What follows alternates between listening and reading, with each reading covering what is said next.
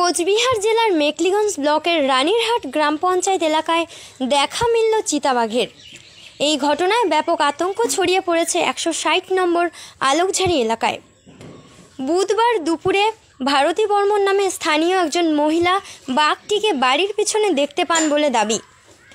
বাঘ দেখে ওই মহিলা ভয়ার্ত গলায় চিৎকার চেঁচামেচি শুরু করলে বাঘটি পালিয়ে যায়, বাগানের ভিতরে ঢুকে পড়ে বলে তিনি জানিয়েছেন। আশেপাশের লোকজনও এলাকায় বাঘের ছাপ দেখতে পায়। এই নিয়ে এলাকায় ব্যাপক আতঙ্ক ছড়িয়ে পড়েছে। ঘটনাস্থলে পুলিশ ও বন দপ্তর কর্তারা ছুটে গিয়েছেন। রানীরহাট থেকে দীপ রায়ের রিপোর্ট, ডিভি নিউজ বাংলা।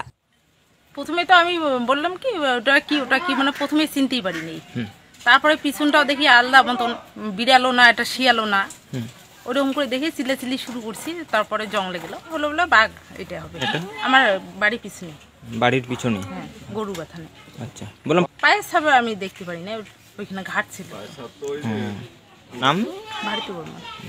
এখন আতঙ্কে কি, বাঘ তো জঙ্গলে গেছে, এখন তো আমরা কিছু বলতে পারবো না, এখন সাবধানে থাকতে হবে।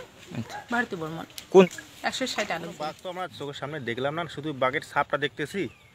এখন ফরেস্ট ডিপার্টমেন্টের লোক আসে, ওরা দেখে গেল, এবার ফটো টটো উঠে নিয়ে গেল। এখন ওরা বলতেছে এখানে নাকি আশেপাশে আসে।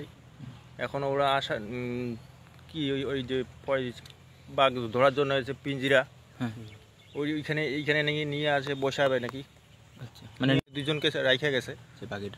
এটা মোটামুটি বেলা 12টা 11টা 12টার দিকের থেকে এইরকম সন্ধান পাওয়া হয়েছে। তো আতঙ্কই আছি অনেকক্ষণ ধরে, সেই 12টার থেকেই শুধু ওইটা নিয়ে চিন্তাধারা।